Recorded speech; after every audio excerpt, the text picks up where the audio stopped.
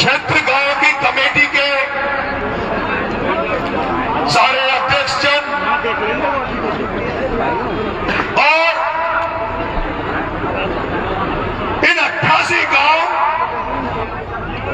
और 88 गांव में रहने वाले आदमियों को, उनके मकानों को, उनके पशुओं को, उनके आने वाले बच्चों के भविष्य को बचाने के लिए जो बहुत बड़ी तादाद में, लाखों की तादाद में आप जो बड़ी संख्या में जोड़ने आए हैं, और जो जोड़ने के लोगों ने, जो जोड़ने की माता बहनों ने, जोड़ने के पंच पटेलों से लेके बच्चों ने जो इस बंगला मीटिंग का आयोजन किया, महापंचायत का आयोजन किया और अतिथियों का स्वागत किया, सत्कार किया, उसके लिए मैं उन जोड़ने वालों को धन्यवाद देता हूं, धन्यवाद ज्ञापित करता हूं कि उन्होंने इतनी शानदार मीटिंग का आयोजन किया। मंच पर विराजमान सभी नेतागण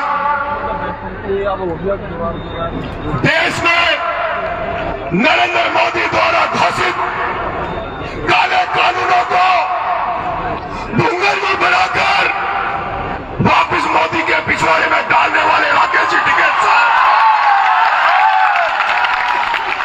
राजस्थान की राजनीति में मेरे क्रांतिकारी बड़े भाई आदरणीय राजेंद्र सिंह हुड्डा साहब, आपके सपोर्टर से पूर्व मंत्री बड़े भाई रमेश जी मीणा साहब,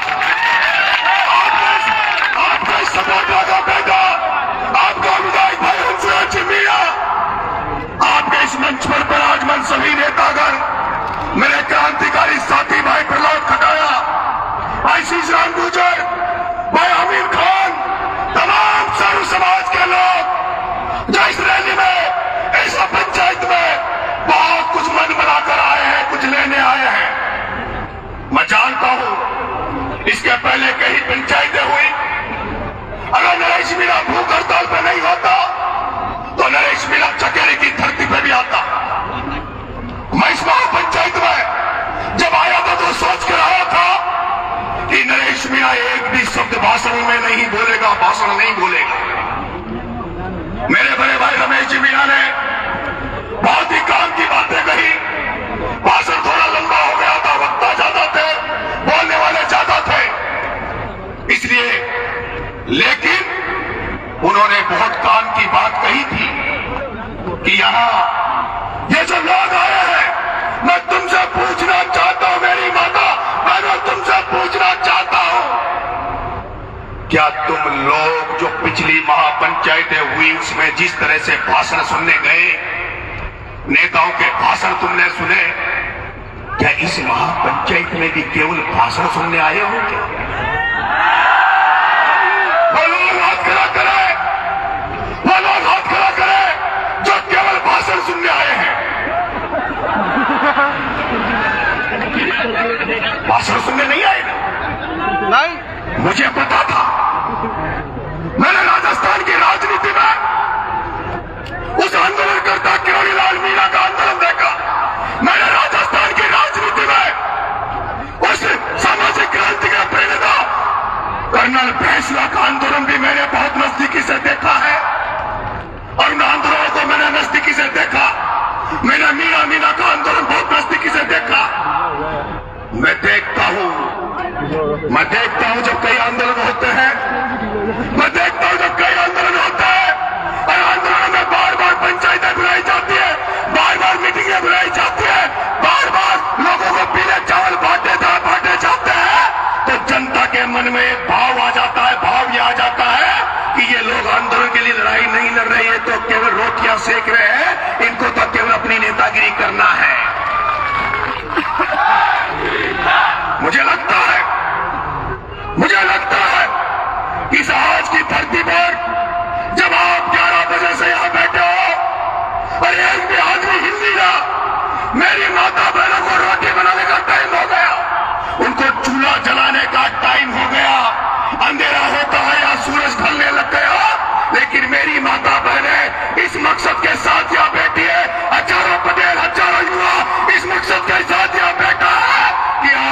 न कोई निर्णय इस महापंचायत में होगा, कोई न कोई फैसला इस महापंचायत में होगा।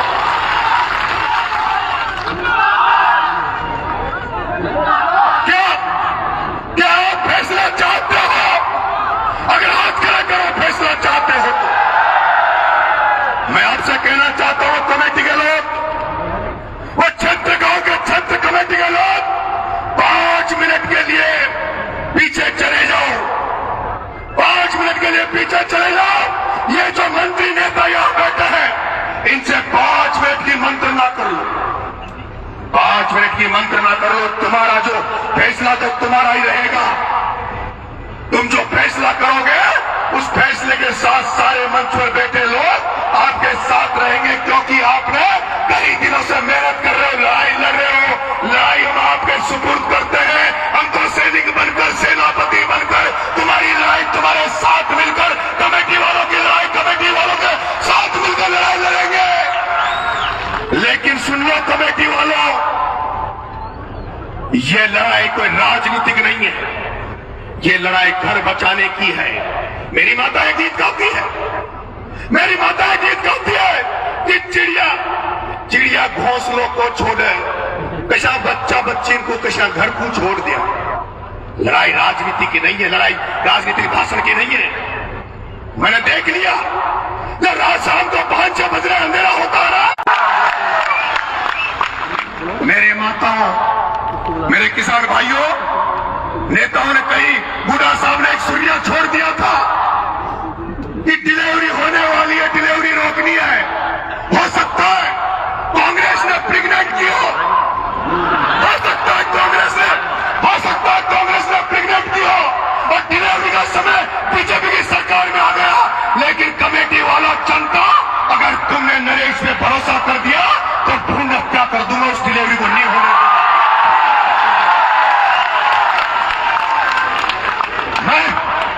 मैं कह रहा हूं, ना तो या कलेक्टर को बुलाओ, अरे मेरे भाइयों, ना तो कलेक्टर को बुलाओ।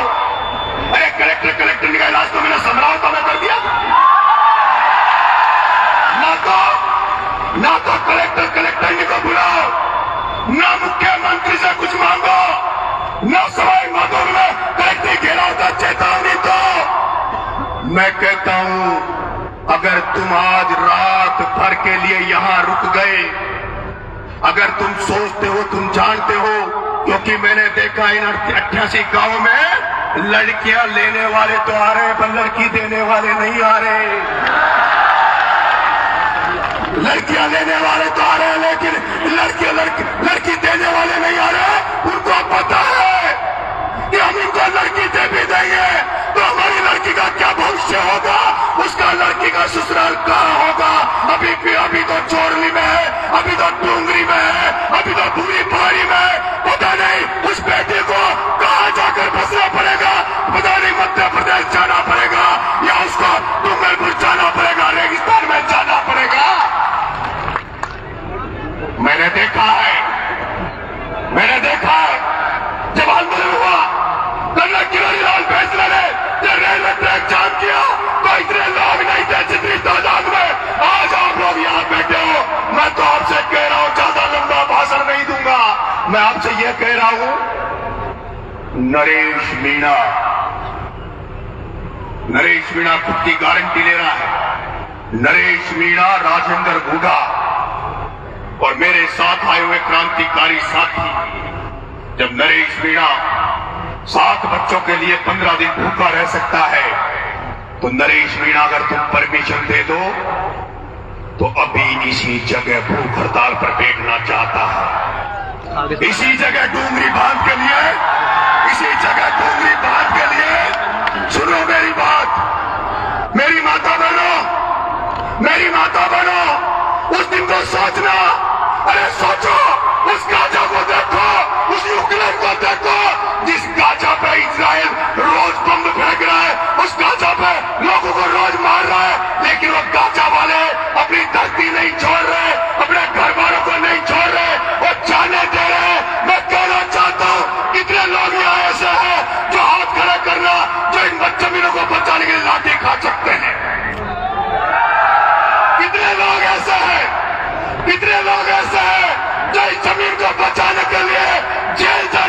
तैयार हैं? कितने लोग ऐसे हैं, कितने लोग ऐसे हैं जो इस जमीन को बचाने के लिए, आने वाले बच्चों के भविष्य को बचाने के लिए अपनी जान पर अपनी गोली खा सकते हैं? वो हाथ करें। मैं तुमसे कह रहा हूं, मैं तुमसे कह रहा हूं, मैं अभी मेरा मन कर रहा है कि मैं इसी जगह भूख हड़ताल पर बैठूं, मैं इसी जगह भूख हड़ताल पर बैठूं और तमाम लोग रुक जाइए, मैं तमाम लोगों से निवेदन कर रहा हूं, जब हजारों लोग भूखे मर जाएंगे तो नरेश मीणा के मर जाने से क्या फर्क पड़ेगा? और मैं आपसे निवेदन कर रहा हूं, सुन लीजिए, जो कमेटी फैसला करेगी वो कमेटी करेगी, उसके बाद मैं फैसला लूंगा, लेकिन मैं मेरे मन की बात बता रहा हूं, मैं मेरी मन की बात ये बता रहा हूं। आंदोलन रोज रोज नहीं चलेगा, रोज रोज महापंचायती नहीं होगी। कलेक्ट्री का घेराव करके क्या कर लोगे तुम? क्या है कलेक्ट्री? कलेक्ट्री है क्या? मैं नरेश मीणा, अगर तुम मुझे नेतृत्व दे दो या कमेटी वालों मेरे से पूछ लो, कल भजनलाल के मंत्रियों को ला दूंगा यहां, भजनलाल के मंत्रियों को ला दूंगा, क्योंकि अभी थोड़े दिन पहले विजय फैसला ने आंदोलन की चेतावनी दी। संख्या बहुत कम थी, लेकिन सारे गृह मंत्री, गृह मंत्री सब चले गए थे। आज अगर तुम लोग रात भर यहां रुक जाओ मेरे साथ, आज रात भर यहां रुक जाओ, कल तक का अल्टीमेटम दे दो कमेटी वालों, कल शाम को 12, कल दिन के 12 बजे 4 बजे का अल्टीमेटम दे दो, कलेक्ट्री फैक्ट्री मत चलो, मेरे साथ पैदल पैदल रेलवे ट्रैक की तरफ चलना। अगर गारंटी दे रहा हूं, गारंटी दे रहा हूं, गारंटी दे रहा हूं, अगर गारंटी दे रहा हूं, सुन लो, अगर गारंटी दे रहा हूं कलेक्टर तो क्या, वो नया नया जो मुख्य सचिव आया है ना, वो अगर पटरी पे तुमसे बात करने नहीं आ जाए तो नाम बदल देना। क्या तैयार हो? क्या रात भर रुकने के लिए तैयार हो? क्या तुम लोग जब आंदोलन में आए थे, इस महापंचायत में आए थे, तो क्या भाषण सुनकर जाने के लिए आए थे या आंदोलन में लड़ने के लिए आए थे? वो हाथ कलेक्टरों से लड़ने के लिए आए थे। मेरे को पता है, नाम रजाई लाए ना गधेला लाए, नाम रजाई लाए ना गधेला लाए, लेकिन मुझे भरोसा है कि आने वाली पीढ़ियों को बचाने के लिए, हमारे घर बार को बचाने के लिए, मुझे भरोसा है, अगर तुम आज की रात इस जगह रुक गए, आज की रात इस जगह रुक गए और कल मेरे साथ ऐसे 500 रुक जाओ, क्योंकि नरेश मीणा तो अकेला समराधों में भारी पड़ गया था, अकेला भारी पड़ गया था। अगर 500 भी रुक जाओगे तो डूंगरी बांध को रद्द करने की गारंटी लेता हूं, लेकिन बार बार महापंचायतें बुलाओगे, बार बार कलेक्ट्री का घेराव की रणनीतियां बनाओगे, तो ये जो नेता है जो मंच पे लड़ रहे हैं, ये तुम्हारे आंदोलन को खत्म कर देंगे। इसलिए जोड़ली वालों, तुमने सेवा तो खूब की, दूध भी पिलाया, लेकिन मैं आपको विश्वास दिला रहा हूं जोड़ली वालों, आज की रात नरेश मीणा के साथ ये सारे लोग भूखे रहेंगे। आज की रात तुमसे रोटी नहीं मांगेंगे और आसपास के गांव वालों से कह दो कल पूरी सब्जी की व्यवस्था कर ले, कल रेलवे ट्रैक के नजदीक चलेंगे। पहले तो यहां से रेलवे ट्रैक तक चलेंगे, लेकिन चढ़ेंगे नहीं, लेकिन पटरी पे चढ़ेंगे नहीं, पहले पटरी के नीचे बैठ जाएंगे, फिर थोड़ा बहुत इंतजार करेंगे और फिर कोई नहीं आया तो अब इस बात से कमेटी बात कर ले, अगर कमेटी सहमत है नहीं है तो बता दे, क्योंकि सबके शादी ब्याह है, लेकिन सब छोड़ देंगे। 25 तारीख को तारीख है वो भी छोड़ देंगे। और मुझे तो आपको मैं बता दूं, मेरा तो पूर्वी राजस्थान के जो युवाओं ने, साथियों ने जो 25 साल मुझे जिंदा रखा राजनीति में या सामाजिक जीवन में, मेरा तो एक कर्जा उतारने आया हूं। अगर तुम्हारे डूंगरी बांध वालों, तुम्हारे आने वाले बच्चों के लिए, तुम्हारे घरों को बचाने के लिए, तुम्हारे मकानों को, गांवों को बचाने के लिए नरेश को प्राण देने पड़े तो प्राण दे देगा, पीछे नहीं हटेगा। और 2 लाइनों के साथ अपनी बात को खत्म करूंगा। कमेटी वालों 5 मिनट जरूर बात करना, क्योंकि ये लोग मेरे को लगता है कुछ लेकर जाना चाहते हैं यहां से। फूल बनकर जो जिया उसको यहां मसला गया। आदमी को फौलाद के सांचे में ढलना चाहिए और छीनता हो कोई हक अगर अधिकार अगर आपका तो आंख से आंसू नहीं सैलाब बरसना चाहिए, सैलाब बरसना चाहिए। आंखों में सैलाब ले लो, आंखों में सैलाब ले लो, हाथों में लठ ले लो, हाथों में चेहरा पकड़ लो, चेहरा, और हाथों में लठ पकड़ लो। मेरी माता बहने तैयार हो जाओ, कल तक का इंतजार कर लो, 7 दिन 15 दिन आगे आगे मत खिसकाओ, तो सभी तय कर लो। मेरी गारंटी अगर तुम्हें कल मंत्री आकर तुम्हारे सामने खाका नहीं रख दे, क्या प्लानिंग नहीं रख दे, अरे सरकारें हम बनाते हैं, सरकारें बनाने वाले हमें, डोंगरी बांध तो क्या, डोंगरी बांध बनाने वाली सरकारों को ही उस बांध में गाड़ देंगे पर ईंट नहीं रखने देंगे, ये मैं वादा कर रहा हूं। राम राम।